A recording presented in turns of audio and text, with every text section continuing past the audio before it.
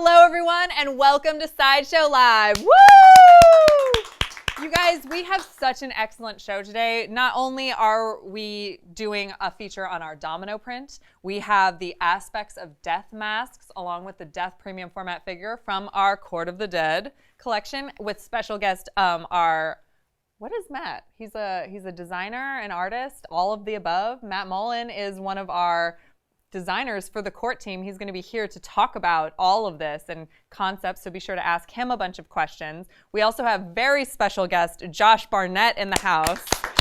Wow, Josh is going to be here to talk about our Slaine Statue from PCS Collectibles, and it's going to be amazing. It's such an awesome show. So we do have a live Q&A at the end with Josh, so be sure to ask all the questions. Bree is in the chats, and she is going to be kind of sending me questions. We also have a couple special guests because basically everyone in the room is fair game in terms of when the live Q&A happens. I'm looking at you two. We have two visitors from Germany who are observing the show, and they will also be put on the spot at some point for questions. So you guys, let's just get right into it. Our featured collector today is Chris Palma. Let's take a look at Chris's collection. Holy moly. What a great way to display your comics with your statues. That's amazing. I am so in love with your displays. Chris, I'm gonna need some tips and tricks because I like to display variant covers and first appearances as well, so we're gonna need to talk. Wow, thank you so much, Chris, for sharing your collection with us. If you would like to be the next featured collector and get a spot on the show and in our blog, head on over to side.show/blog and click the Apply Now button. That's side.show/blog and click the Apply Now button. Wow.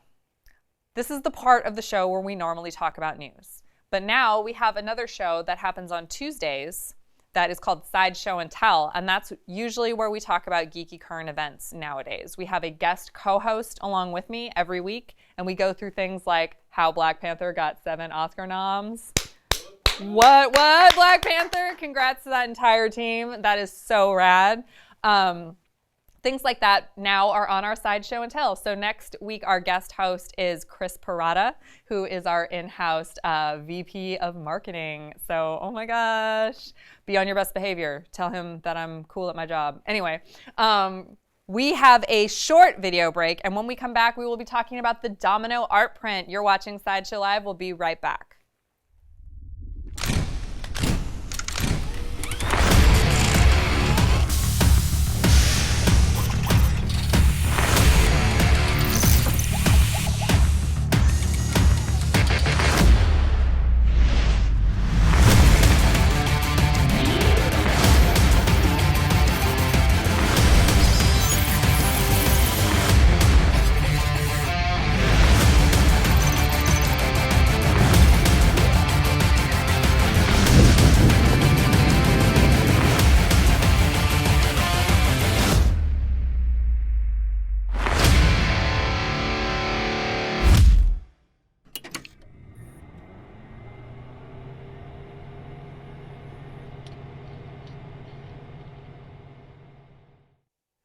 Hello, everyone. Welcome back to Sideshow Live.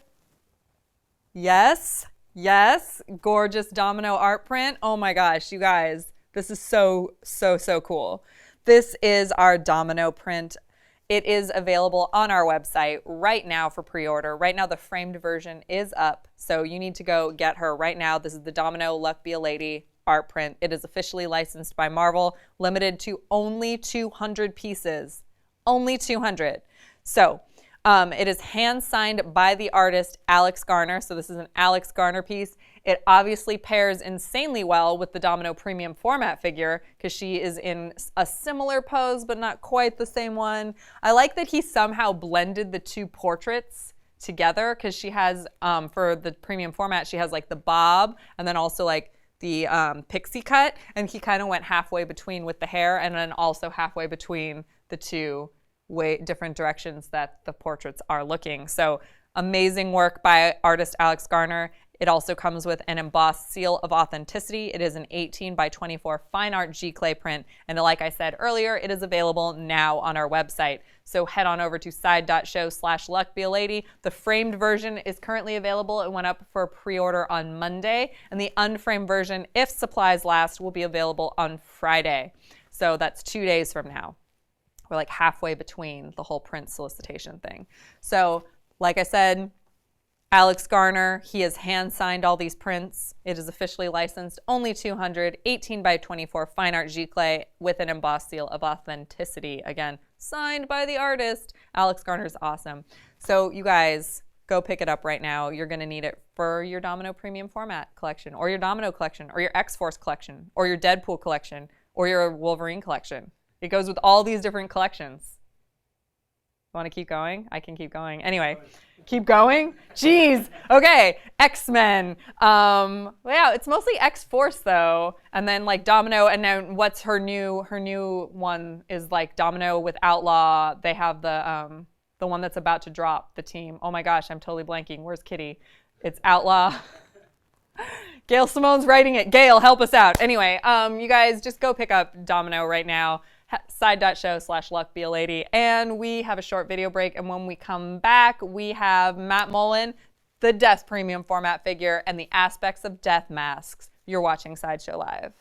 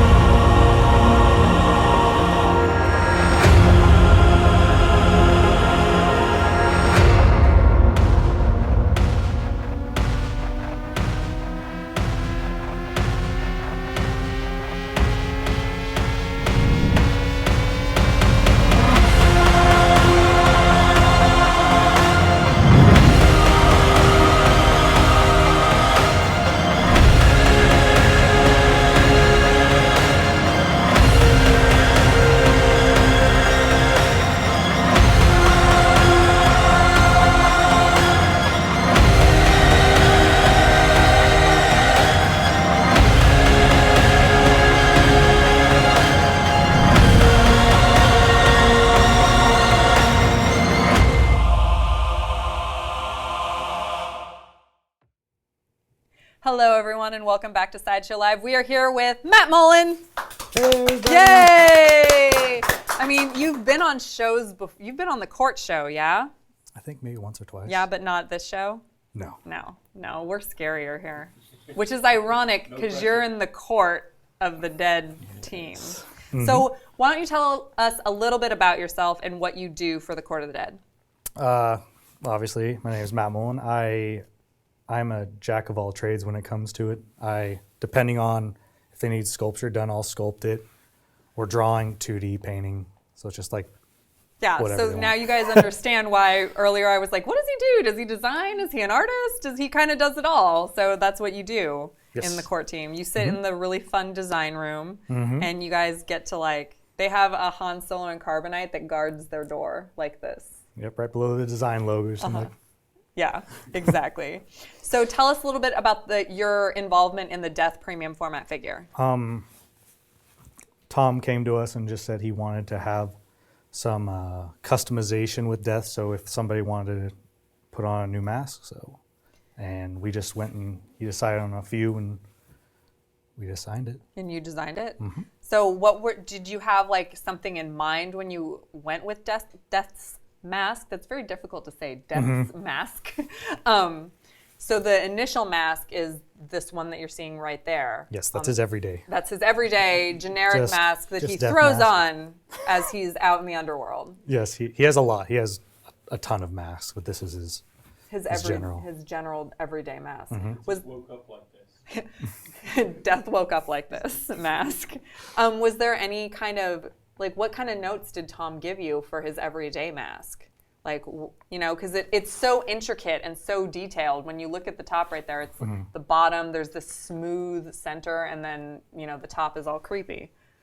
That was before I came here, so it was just kind of I was inheriting the design sense in terms, and then just trying to, with his guidance and a few others, like design some brand new ones. All right, so you were mostly in charge of the 3 at the bottom Correct. here, which are to represent the different factions, correct?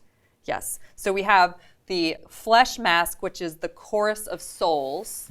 Which one? Oh, in the middle. Oh, that's creepy.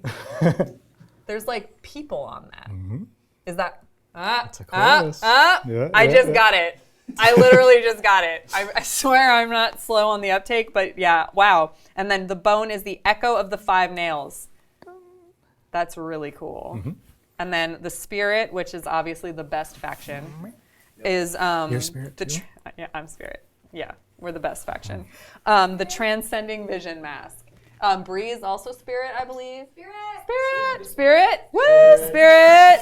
We are taking over this live stream, the spirit faction. So that's the transcending vision mask, and that's in the ethereal blue. That's what Tom is always very specific that I call it that color. Yep. Anyway, so I hear that Death likes to wear different masks on different occasions. So are Correct. these masks wearable on the Death premium format figure, not on humans? Yes, for sure. I know, but someone's going to try to wear the mask. It's going to happen. What do they do? Just smash it like, on their smash it face? on their face. To carve out a little square. Yeah, they're like- Head so Yeah. they can put it in. Yep. Yes, they're all interchangeable. We got some hardy magnets on the back of them, so they're not going anywhere. Are we allowed to show the changing of the masks? Matt, would you care to demonstrate the changing of the mask? So let's say Death Sure. woke up and decided today he wanted to transcend his vision with the spirit mask. He's gonna be like, "Let me take this off. He says, "Oh my gosh, let me take Put this on off." my death dresser." Death dresser. He's going to take this off, Yep, take that off. and he's gonna. Whoa. Oh my God, that looks rad. Yeah, it's freaking baller. That's really cool. That changes the whole. It changes the whole statue. Can we get like a full shot of the statue? That changes the whole thing because it like matches the base down here, and it gives it motion that it didn't have before. Just It's like a yeah. it's Death shampoo look commercial. It's like, hey guys, what's going on? I'm transcending vision today. Death with the good head. Yeah, it's Death's good hair. So he's having a good hair day.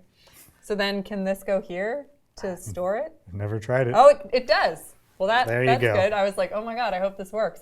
We're not live at all on the internet. Anyway, so then Death is like, you know what? I know Spirit's the best faction, but I really don't feel like being Spirit today. Maybe I should be something else, like Bone. Anna's gonna kill me later. Yeah. You can hear her running right now. Yeah, Anna's like, what are they doing? Matt, you're never on this again. Yeah. So, there we go. Wow. I hope. again, changes the whole statue. It gives it a completely different meaning. Bone is like the faction that's always very rigid and very orderly, and the mask completely reflects that. It's like, today I'm going to lay down the law of the underworld, and you guys are going to feel my wrath. Exactly, and that's the 5 nails. Obviously, if you look at the logo, it's always in 5s, and so it alludes to more of a deeper meaning. A deeper meaning that will be revealed eventually. Obviously. If you guys have been following Court of the Dead at all, you're going to want to pick up the Shadows of the Underworld graphic novel, because that also has like a lot of faction-esque lore in it. I worked on that too. Did you? Aw, that's awesome. I'm just in the middle of it now because I only recently got my copy, and so far so good. Like really, really well done. Very rich story, and if anybody's a fan of comic books at all and the storytelling that goes into comic books, this is like a graphic novel that's a full tale. Yes. In itself, it's not broken up into mini stories. It's Shadows of the Underworld's all one big story. And Geddes is a great character. Yeah, for real. Oh my gosh. And what was your involvement in it? It was that was like when I first got the job here. That's what I did. So it was like, hey, you just got this badass job. You're working on monsters. Here's a bunch of comics to draw. And you're like, yes, absolutely. Yes. So that's awesome. Yeah, it was awesome. Cool. Well, now I'm representing Galavarb here with this really cool Xipeng shirt. I know, I'm jealous. I saw Look at my Xipeng shirt. She's rocking.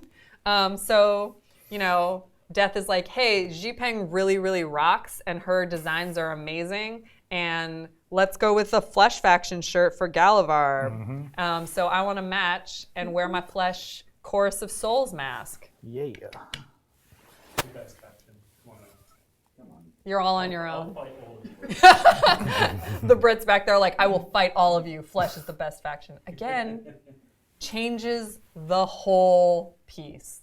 Yep. That's crazy.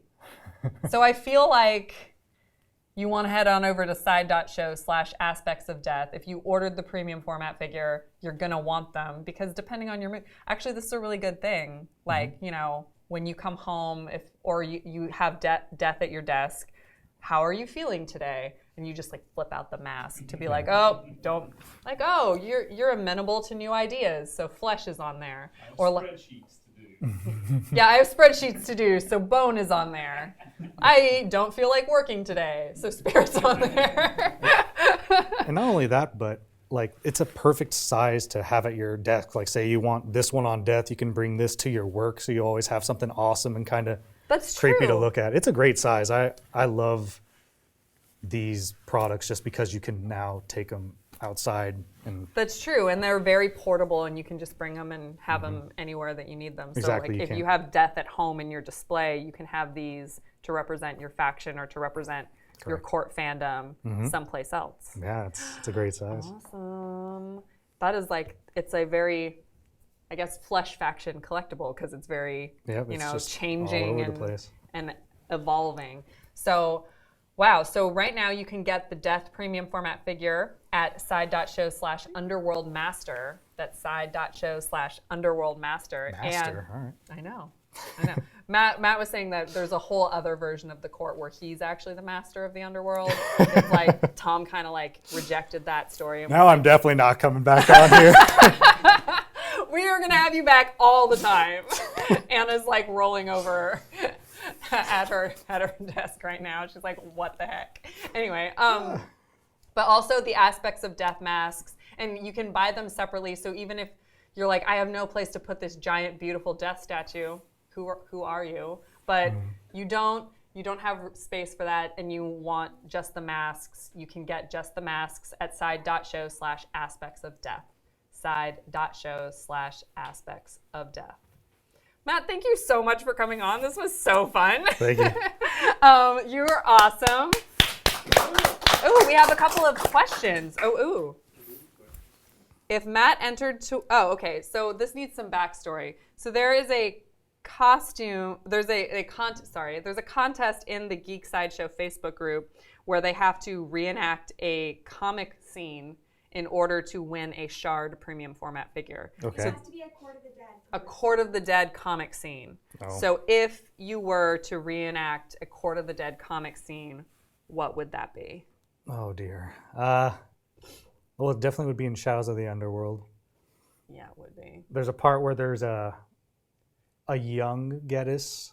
I can't say a whole lot, but they're in the backcountry of the underworld, and they're mining for things, and so just having the adventure of being like an underworld miner, like Oh, That's a good one. that is a Yeah. good one. That's a Approves. Bree approves, Susan approves, and Matt, again, thank you so much for being on the show. Thank you. You guys, we'll be right back with Josh Barnett. It's going to be amazing. So much to do today. So, well, actually, we have all the time in the world. So stick with us. You're watching Sideshow Live. We'll be right back. Hey everyone, welcome back to How to Be a Poser. Today we're going to the dark side, and to do that we'll be using the Hot Toys 6-scale Kylo Ren figure from Star Wars The Last Jedi. Let's get started.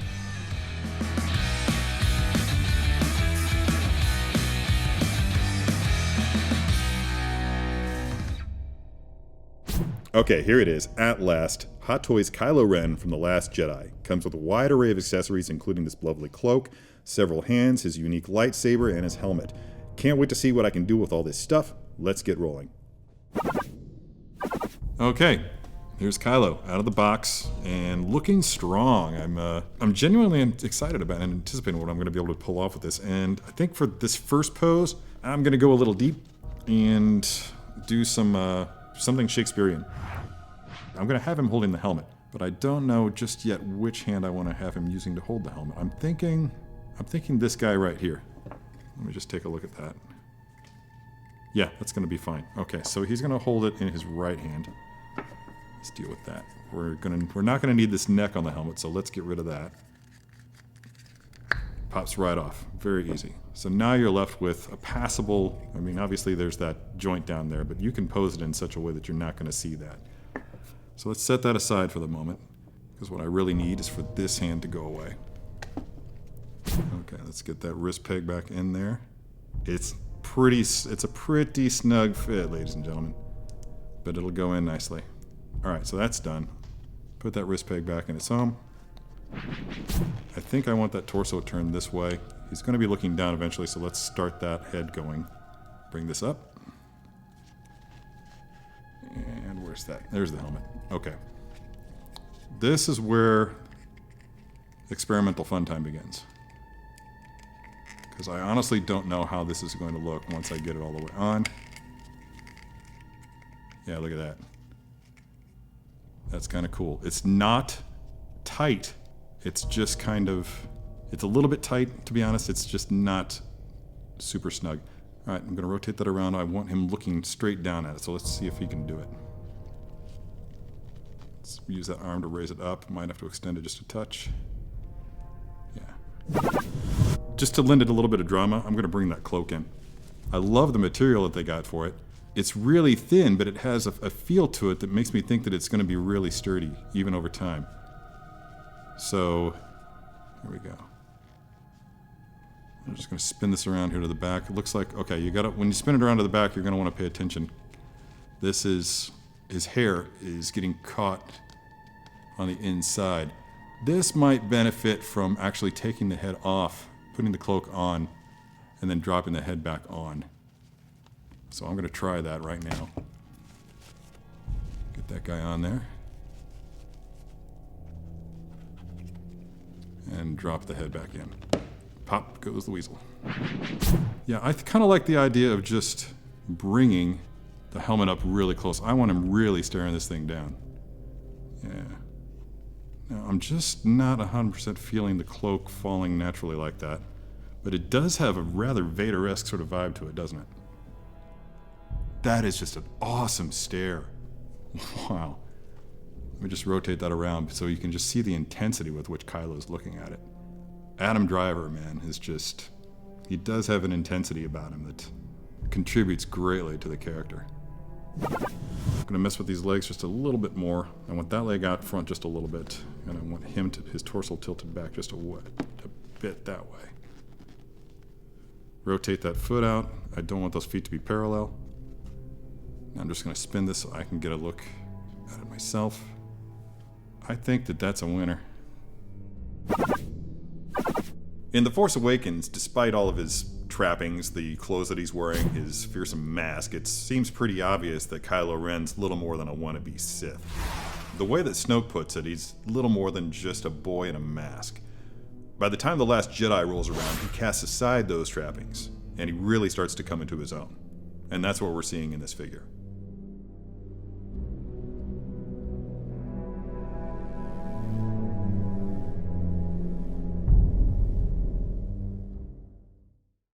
Hey everyone, and welcome back to Sideshow Live. I think I was a little early, but oh well, I'm so excited because Josh Barnett is here. Hi, Josh. Hello. How's it going? Pretty good. Pretty good. That's good. Yeah, not bad. So, you're here with Sláine. And there's Gladiator Hulk behind me, the only Hulk worth giving a shit about. Fair. I mean, fair. Hulk is terrible. I've never cared about Hulk, but Gladiator Hulk made me really enjoy him. Which really funny is that's exactly like how I feel. I've never really cared about Hulk at all. Hulk was dumb. Until Hulk was like raging fire. Yeah, Like, yeah. like, when he's got a bit of intelligence, Hulk raging. he's fighting as a gladiator on a crazy planet. Now it's awesome. Yeah. And plus, my buddy Sam Liu did the animated version Really? as the director. Yeah. That's awesome. Very cool. So our friends over at PCS have added a new character to their expanded and have they? 2000 AD line. And this is the epic Slaine Statue. Oh And my gosh. not that the Pat Mills version would be bad in any way, because Pat Mills is awesome, but this is my man, the Biz's version of Sláine. Sláine, if you want to really be a nitpicker about it. Like Sláine in Like- here. Because our Right, well, yeah. our Brit wrote my notes for me and was like, It's Sláine. and then be sure to pronounce it Warhammer 40,000. 40,000. Not 40K, it's 40,000. He's just like, oh my God, why did I let these two on the show? In any case, yeah, I mean, Bisley's an awesome dude. I've been a huge fan of his art forever, but it's hard to pick any one particular property that Bisley's done between, Lobo and ABC Warriors and things like that. But Sláine is kind of stands out on its own and is maybe the most Bisley thing ever. Maybe. Possibly. Well, because there's, it's like you got with Lobo, you have the counterculture element, the just like F you bastards Yeah, kind of aspect, which there's some of that in Sláine, and then there's also heavy drinking in both. So Yeah, it's there you perfect for Except Biz. one's in space and one's a barbarian. Pretty much. Yeah. And, except the Corvette that Lobo has, or the motorcycle, whichever the case may be at any time, that's very Biz. Now, does Sláine, I'm not as familiar with the character, does he have a love for dolphins? How does he feel I don't know. about I don't know that he's ever come in ocean contact with mammals a in with a general? dolphin. I think that if he could cut it in half, he's okay with it. Cool. All right, Yeah. so he's probably fine with them. So just a quick introduction to Josh. For those of you who don't know Josh, he is kind of a legend in the wrestling and mixed martial arts community. He is from the U.S. and also in Japan. You've also been. I'm not from Japan. You're not. No, but you've wrestled and fought in Japan. Yes, agreed. Yes. Agreed. He's also been affectionately referred to as the world's strongest nerd and has a love for pop culture, comic books, anime, and Magic the Gathering. This is true. Yeah, that's awesome. So, Josh, I think you're very welcome here. I think most of us make you feel very much at home. It is a feeling out process so Yeah. far. And, but there's always like this turmoil between, being as much of a nerd as I am to talk about Pat Mills versus Bisley versions of Sláine, the comic and the art. And having that in addition to being the former captain of the football team, captain of the wrestling team, jock, that just makes me want to like wedgie all of you and like smash all of your faces. Oh my gosh, that's hilarious. But then it sort of it balances itself out with this like, bully the nerds so that you can play with their toys. I mean, No nerds were bullied. Trust me. No. No one condones bullying, but like you're pretty awesome to be able to bridge both. Well, it just, bridge the you know gap. what? I figured if you're going to be ostracized for being into stuff that's in the margins, right?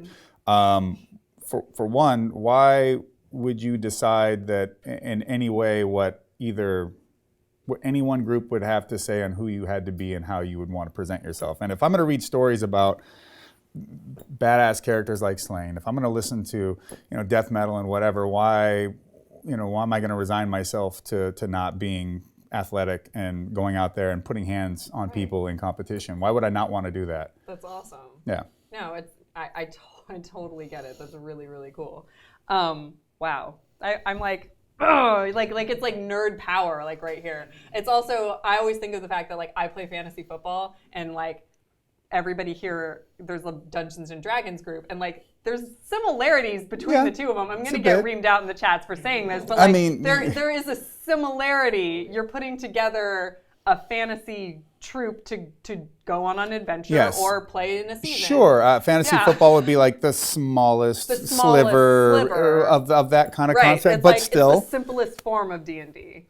Yeah, and like it's, Josh is gonna D&D was all right. I was me. an AD&D player. That should tell you how old I am. And but I was more of a rogue trader, Warhammer 40,000 guy. It does that. And Cyberpunk 2020. Wow, that's cool. Yeah, I was Oh, like, yeah, that's cool. And I was like, and then I play Magic, so I understand that whole thing too. I am from the land where magic came. I am from Seattle. I remember being given. I went to UW. Oh, well, I'm from Ballard. Oh, cool. Yeah. Very cool. So I'm not that usual bullshit answer of, oh, here's my friend from Seattle. Hey, where are you from? Kent. Like, not Nope, Seattle. You're not from, No. Kent is like, that's like. Or I'm from Yakima. Nope, not Seattle. Not even close. Yakima's like really far south. I get it. Central And then I'm Seattle. like, I'm from Ballard. Like, well, yeah, well, nobody else knows anything around there. I go, well, just say where you're from and then say it's in the Washington State. Washington State, yeah. Totally. My Seattle snobbery. But yeah, being at role-playing conventions like, what was there, with Dragonflight or whatever they used to be up there, they would, Wizards of the Coast started handing out starter decks and things like that. So me and my buddies were like, oh, cool, what's this? Shuffle, shuffle, shuffle. All these alphas and betas have all been trashed.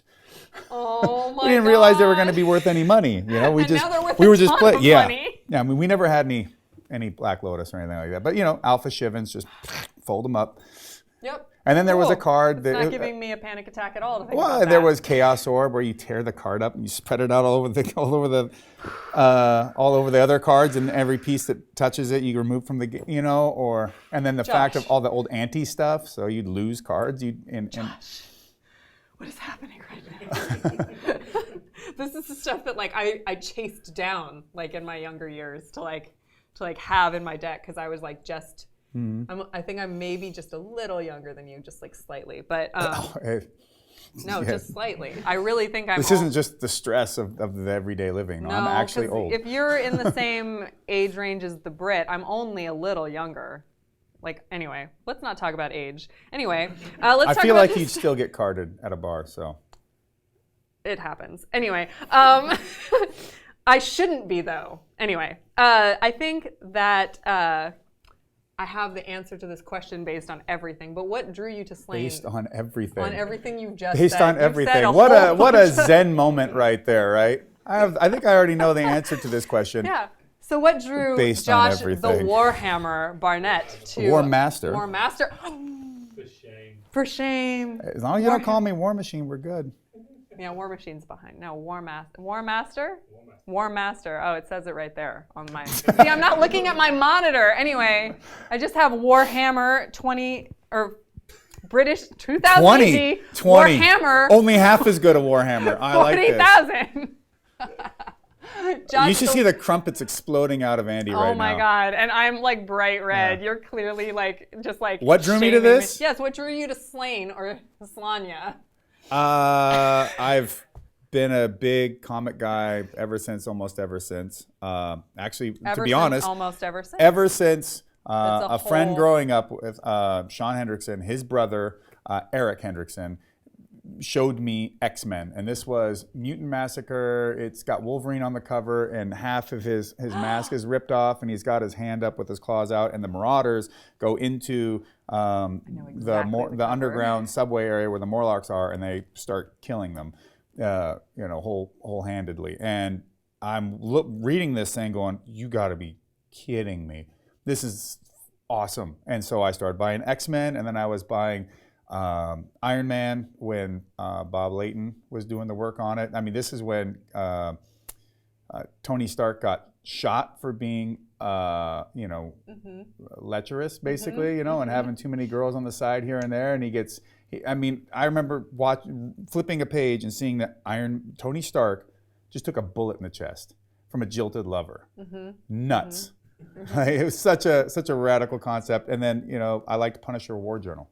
Oh, as that's well. shocking. But and so well, here's the thing. I didn't like regular Punisher. I thought that was like the namby-pamby, wimpy, shitty version of Punisher because no one ever got shot, no one ever actually died in it. And then to go from Jim Lee's early line work and his coloring with using charcoals in one where he had this big battle out with like these Rasta drug dealer types to other ways that he was changing his art style here and there depending on the mood of the books. I mean, it was incredible. So anyways, just being a big comics fan and then finding out about 2000 AD stuff and then seeing advertisements for Sláine and going, I don't know what this is, but I need it. But I need it in my life. This seems like the raddest thing ever. And I think even at the time I was reading a lot of manga at that point because I found that Marvel at the time was just too tepid. Like everyone talking while they're fighting, the same punch all the time, tiny little ankles and tons of pouches all over everybody. I was like, this just doesn't do it for me.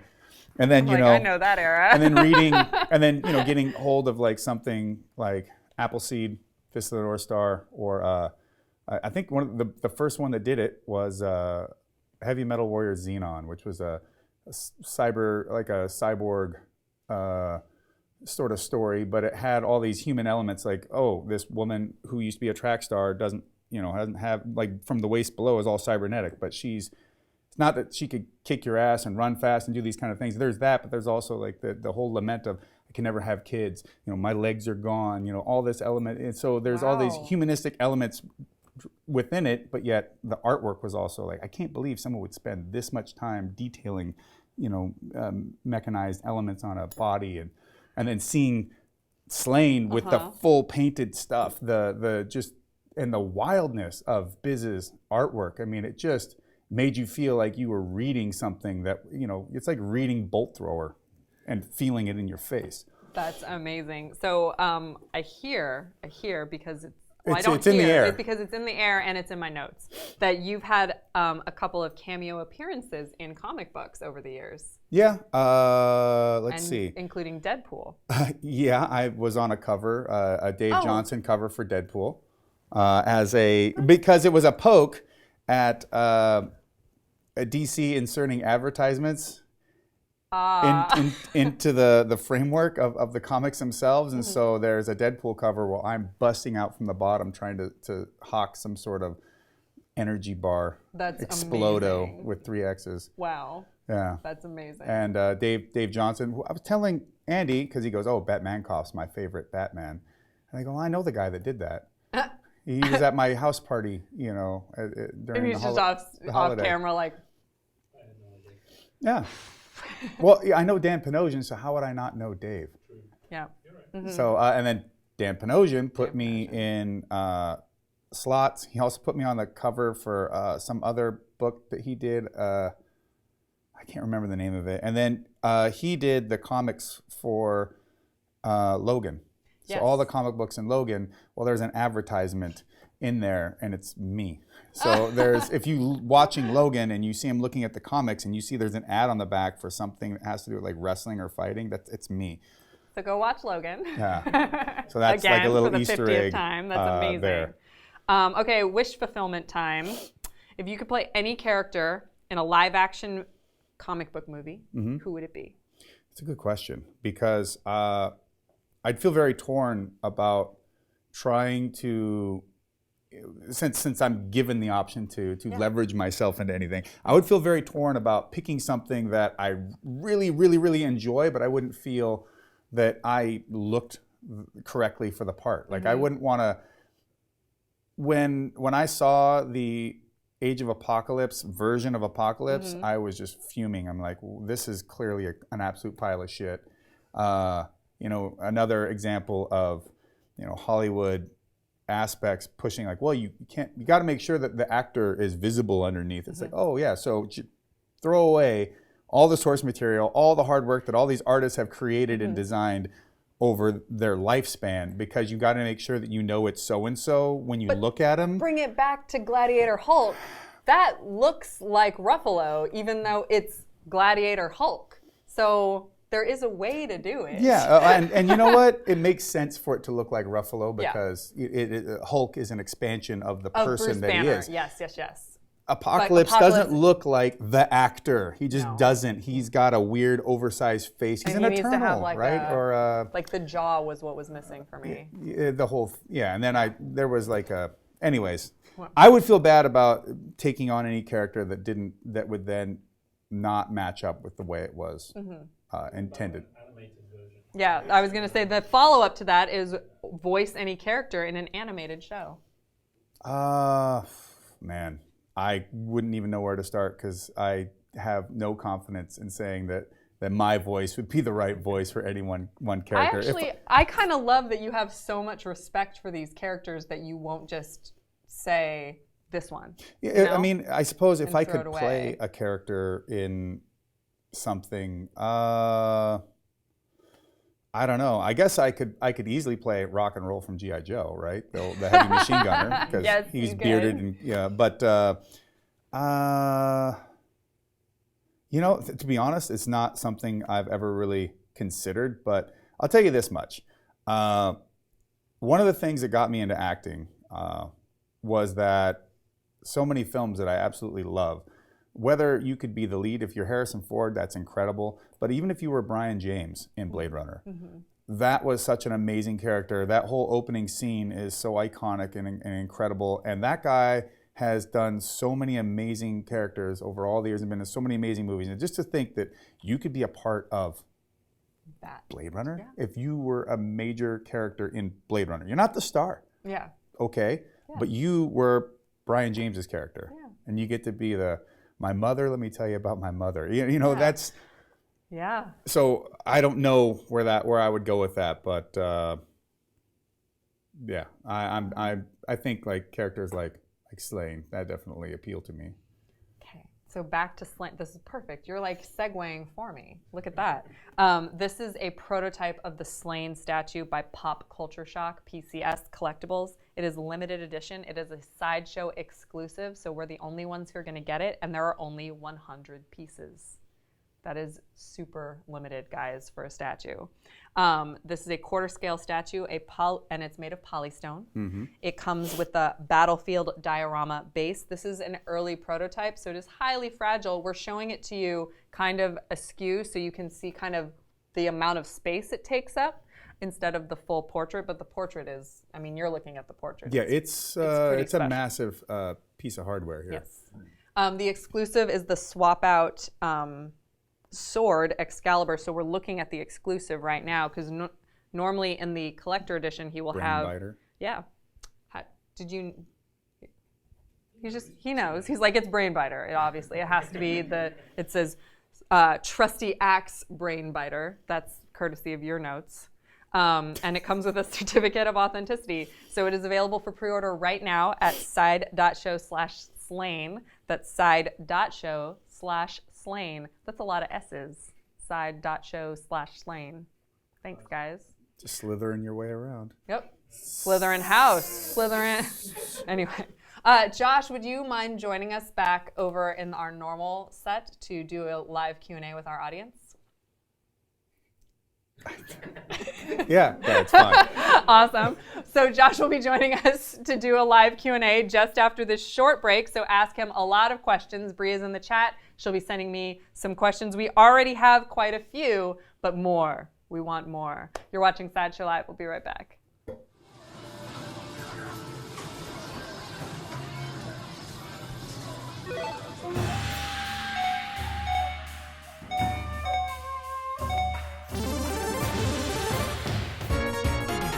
USA. Round one. Fight.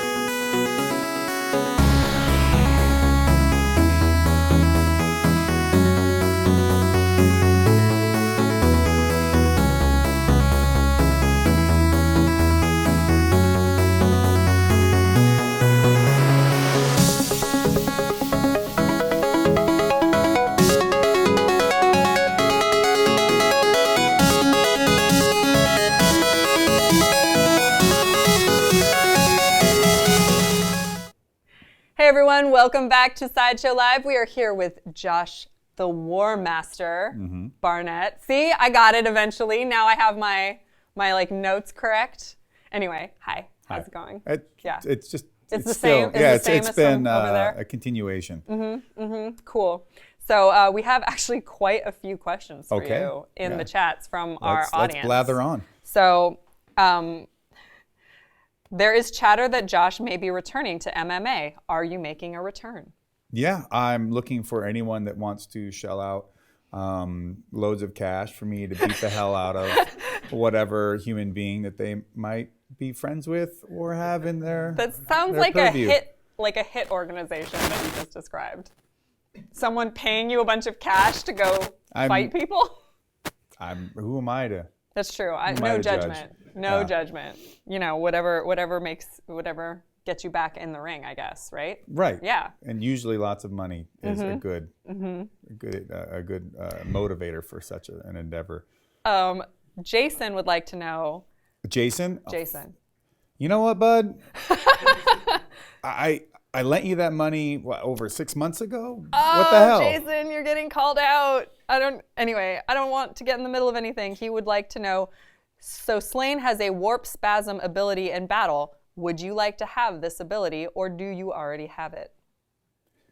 Yeah, the warp spasm is, it turns him into like this raging, crazy, weird beast, and I don't know. It seems like it's not like it doesn't have its downfalls, to be perfectly honest. So I can't say that I would want the ability to have that warp spasm, but ask me on a different day, and maybe that answer changes. That's true. Yeah. Black ink comes out of his head. Dude, it is a massive mess on a lot in a large scale. Yeah. That's amazing. Amy says, "Hey Josh, you seem like a death metal guy. Who rocks you?"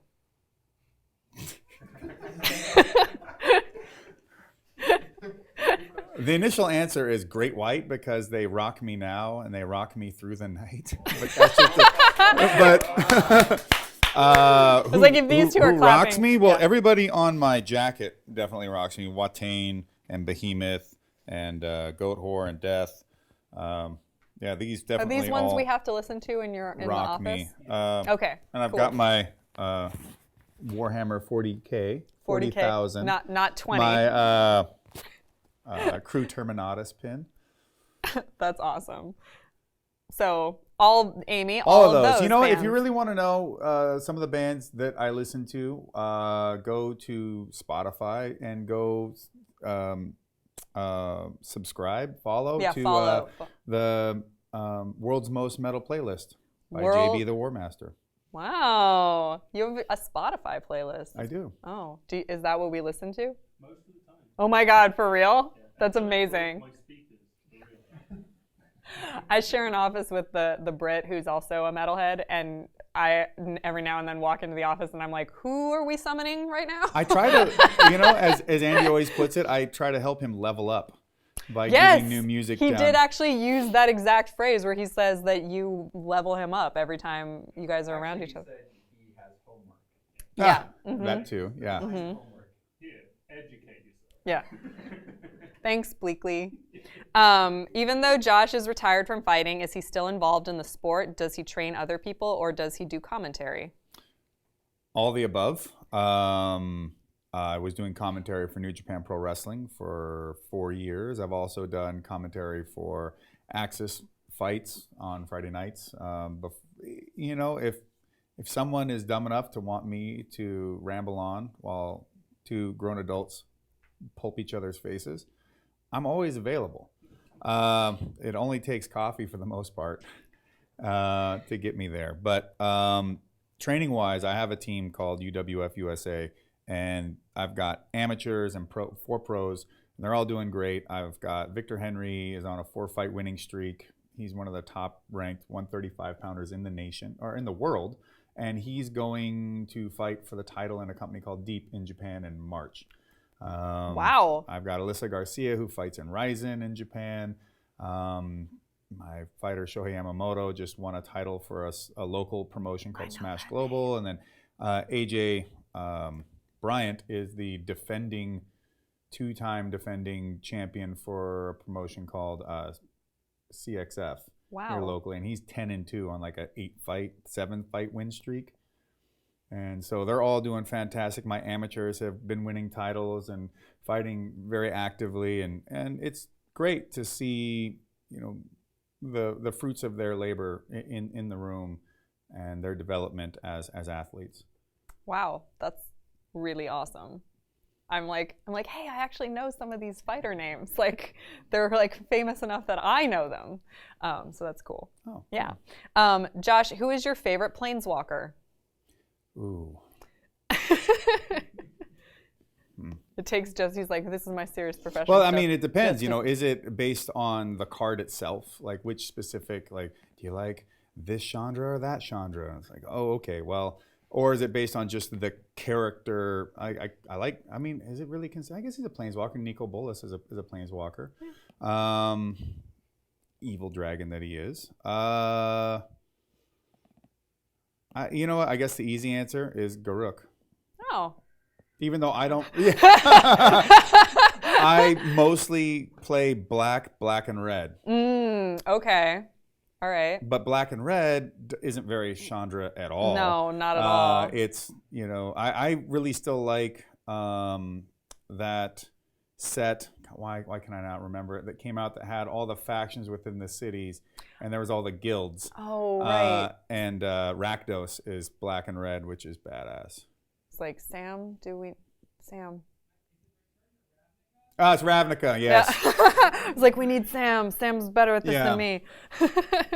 But you know what? The set right before that has Sorin and all the like vampire and weird gothic stuff. Yeah. That's also really I like that set a lot. Really cool. I can't, again, Sam, I'm not good with the set names, but okay. Right. There was like no artifact stuff within it whatsoever. Right. I remember the gothic creatures. Vampires and all those creatures. That was really cool. Yeah. Yeah. They're crazy angels and no, just I got it. Josh, are you a collector, and what is your favorite piece and why? I guess am I a collector? Yes, to a degree, because I'm into classic cars, so that makes you a collector. Wow, yeah. I mean, that's a pretty awesome, that's a rocking collection you must have. It's not bad. I have a 75 Formula Firebird that is moving along. I can drive it. Everything is, you know, it's good there, but it's a process, you know. So there's aluminum heads and fuel injection that need to go on it now. It's an upgrade. Nothing is ever good enough. It's always got to be somewhat better. And then someone clearly knows you're a car collector, so it's what is the one car that you want and don't have yet? You know, that's hard to limit that down to one vehicle. Probably my favorite car of all time is the 67 GT500 in Night Mist Blue with white stripes, just like Rally's car from Gunsmith Cats. But I'm just listening to every now and then Sam in the control room, like just these like muffled like. Those are so out of almost everyone's price range now, and I also am a huge fan of I like the 69 Boss 429 Mustang, but I just like that 6970 Mustang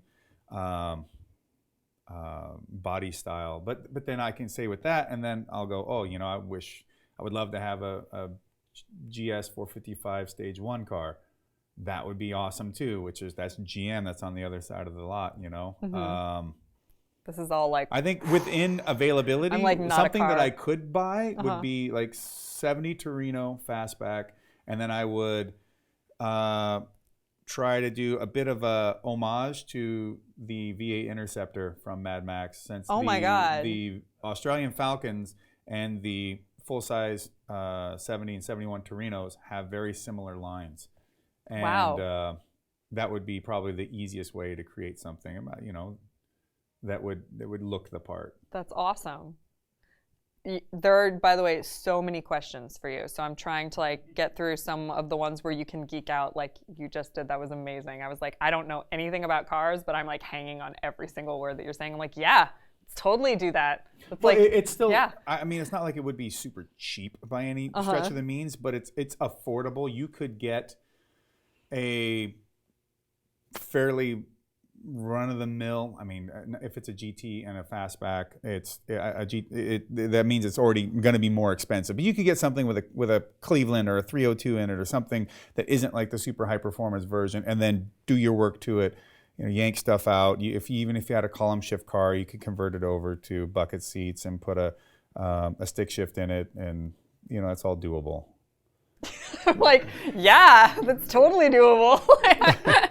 All right. So, Josh, do you still read comics currently? And if you do, what do you recommend that's out now? I do. I read comics still fairly regularly, but my reading is sort of just interspersed amongst books and comics and it's just whatever I feel like reading. I think the last comic I read was Slots by Dan Panosian. Which is a great book if you're into noir. I guess it has a noir story to it. It's a Vegas crime story thing. Oh, awesome. Well, Slots. That makes Slots, sense. yeah. But what would I recommend? Well, you know what? Because the Alita movie is coming out, you should read Kishiro's first Battle Angel Alita set from, I second this from Viz. So hard. I second this Although so hard. I'm really, really on edge about whether I'm going to be able to enjoy this movie, because manga eyes are a stylistic thing within the comic. You didn't need to make Alita have crazy huge eyes. Yep. It's gonna fuck with me all movie long, and it might ruin my experience. I mean, fair.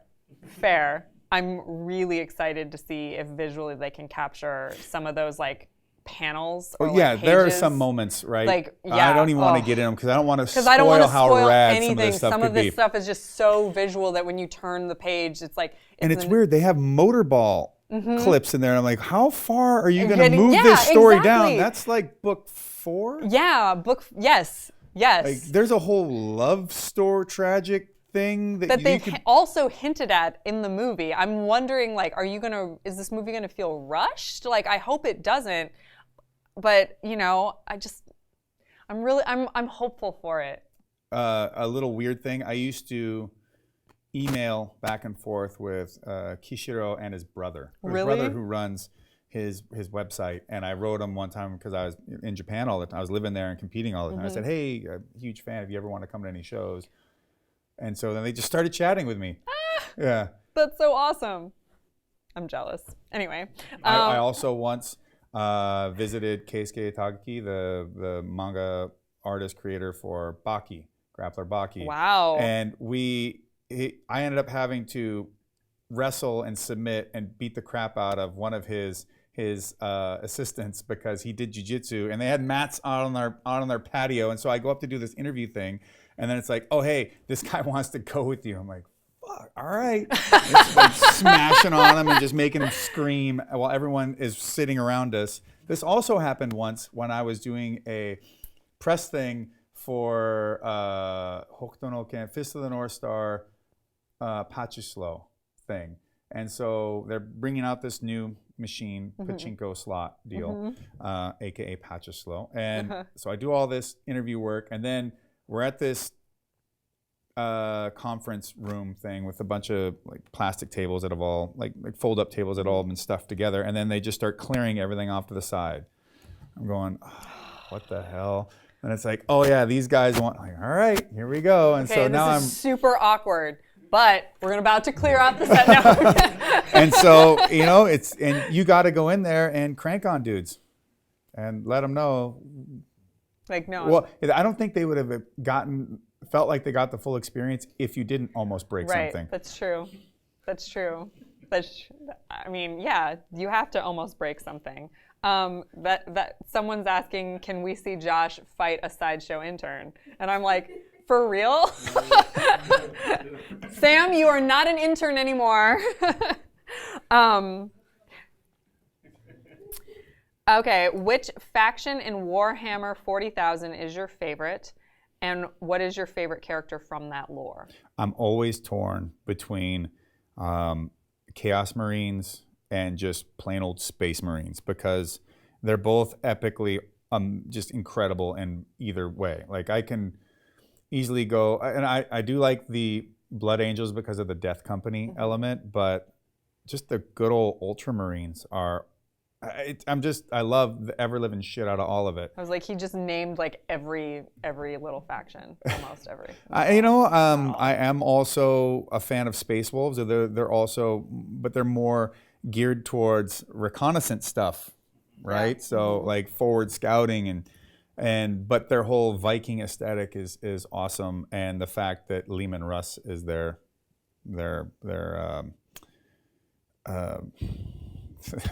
Primarch is pretty badass. But ultimately, I am the Warmaster. So there you go. So as the nickname was given to me by the band Bolt Thrower, put and a mic in there with Sam. Oh my God. In a way, I am basically Horus. So fair. Lupercal. So Josh, will you be getting the PCS Slaine statue? I don't know. Sláine would look quite fantastic next to Shard. So, I don't know. Are you a Court of the Dead fan? Yeah, I think it's pretty rad. I mean, there's a lot for me to dive into it because when I first found out about it, it was like the figures were just coming out. All this lore was known, but it was told to me through the statues. Actually, I was just going to say Andy and Tom hanging out. And I'm like, that's fucking cool. That's so cool. That's so cool. And then you guys are like chatting about all this different stuff. I'm like, I know that there's so much of it that's over my head. And I'm turning to Andy like, isn't there a guy that, he's like, yes, that's so-and-so. I'm like, okay, yeah. That's not who they're talking about, but yes, there's that. Yeah, there's that guy, yeah. Josh and Tom sat for like 3 hours just talking court. Josh and Tom sat for 3 hours talking court. Yep. I mean, that's like an average court talk. Well, there was like some philosophy talk in there too, But court weaves that in. Yeah.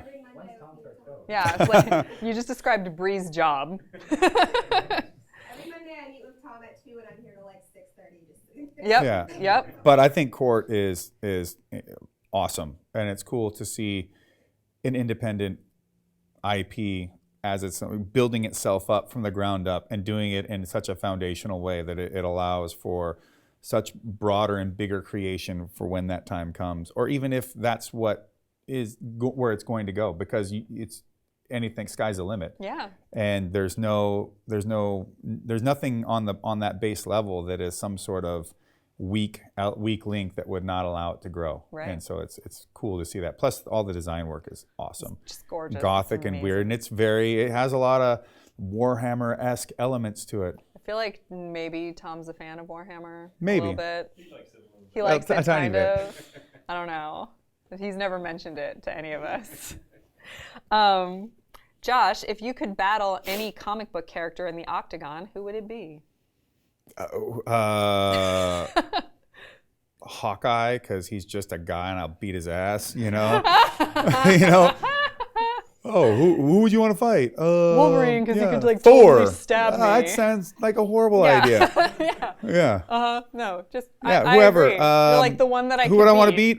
You know what? The Jimmy Olsen. I'll fight him. Yeah. Although is he? Yeah, you guys didn't specify that the person had to have powers, so it's Jimmy Olsen, Hawkeye. I'm not even gonna choose Batman because, from all accounts, he's supposed to be big as fuck and super talented and trained. And also, he did enough research on you ahead of time that he knows a couple weaknesses. Yeah, Batman usually represents like from 6 to 6'4" and huge. Mm-hmm. No, so it's like a bad idea. And trained by Liam Neeson. Yeah, who we all know you have has to become an idea or whatever. Like, what the hell does that even mean? Josh, the Warmaster Barnett. That's an idea. You just did it. Yeah. So I will. Done. So superhero wise, I don't know. Yeah, I'll stick with just regular dudes. Just regular dudes. Yeah. Cool. Yeah, stuff Sounds like good. that. Tony Stark without his suit.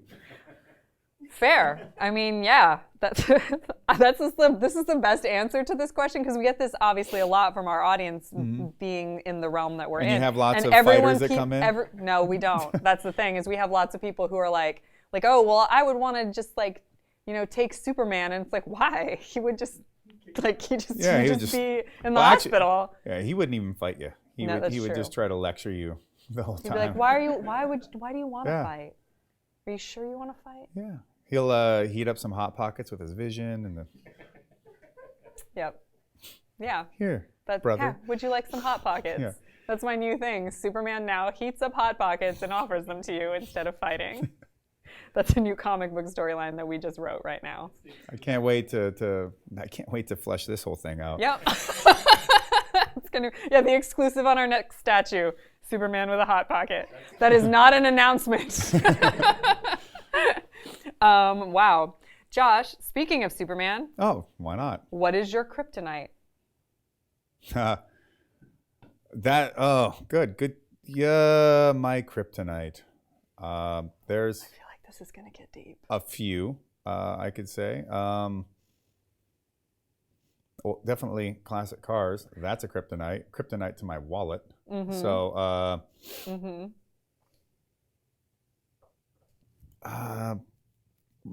You know what? My biggest kryptonite is probably crazy hot chicks. I don't mean crazy hot as in they're crazy hot. I mean crazy, hot chicks. That's probably. Yeah. And I was going to say, and I should leave the building because I'm totally crazy and definitely, anyway, whatever. Oh my God, this just got so weird. I'm like, Sam is just like, what are you talking about? It's because I'm temperature-wise hot under the lights. That's why. That is what I was talking about, actually, and then realized what you were saying. But I think that's every man's kryptonite, so it's not special. Wow. I'm gonna, yep.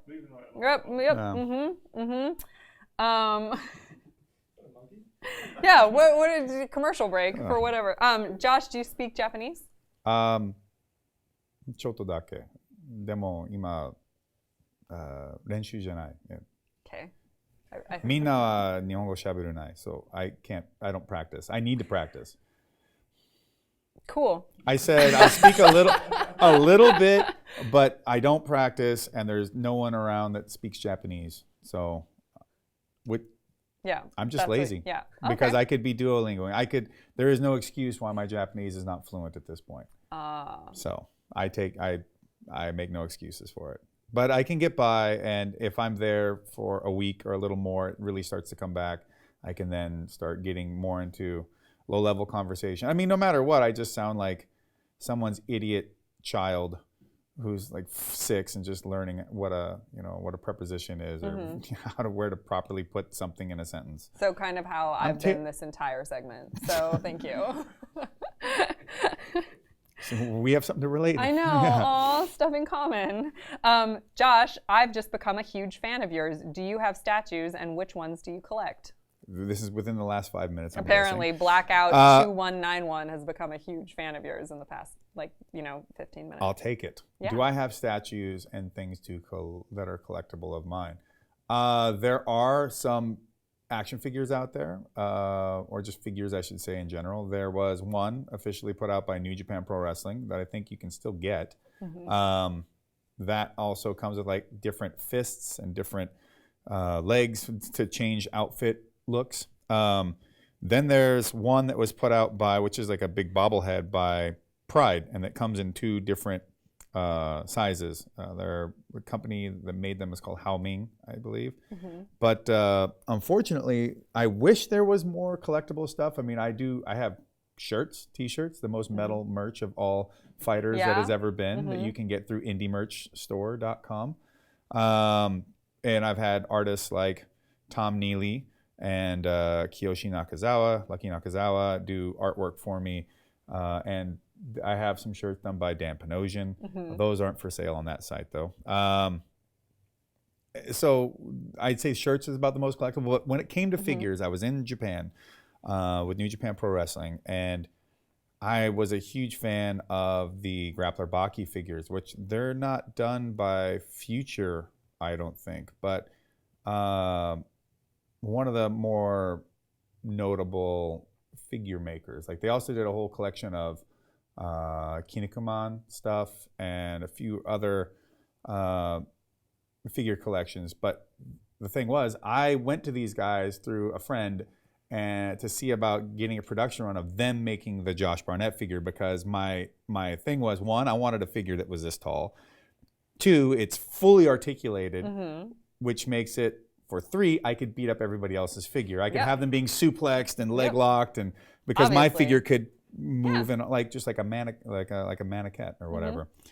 And they're like, sure. Well, to meet a price point that you were looking at, you'd have to order 10,000 pieces. I'm like, I can't do that. So it looks like this will not happen. That's sad. I don't want to end on a sad note, but that's all the questions that we have for today. Well, it just leaves something for the future. Yeah, something for it's open-ended. I don't know that anybody wants a statue of Josh Barnett in their house. Why not?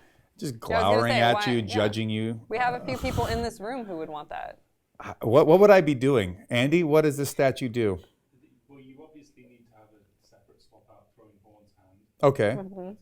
All right, yeah. We need a blood-splattered portrait. Okay. Yeah, see? This is just like, we're creating this right now. Not an announcement. I think we need to do The throat, for when I prevail over my enemies. There you go. And then a Sláine war paint variant. Sláine war paint variant. Designed by Simon Bisley. There you go. Hear that, Biz? This is all Trying to get this you is all work. not happening, not an announcement. I have to be specific about that. Oh my gosh, Josh, thank you so much for coming on the show. You've been amazing. Thank you. Yes, thank you guys so much. And thank you all for watching and for all the amazing questions. We will be back next Tuesday with Sideshow and Tell. Next Wednesday with Sideshow Live. Be sure to click that that bell in the chats that way you are notified whenever we go live. So guys, thank you all for watching. Hit the subscribe button and don't forget to let your geek side show. Bye.